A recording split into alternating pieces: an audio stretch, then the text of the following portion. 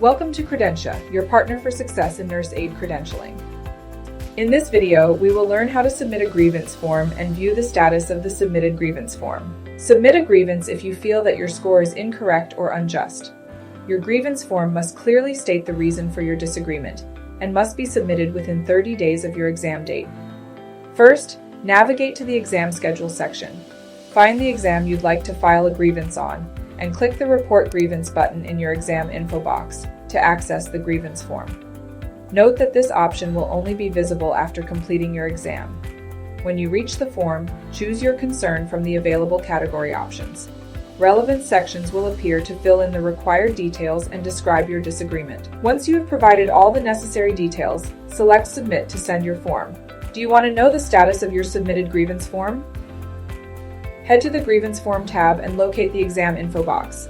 Here, you will find the status details. If your grievance request is authenticated, it may lead to re-evaluation resulting in rescoring of your exam, or you will be allowed to retake your exam without losing a count from the allowed 3 attempts to clear the exam. Make sure to check the emails you registered with, as we also send notification alerts.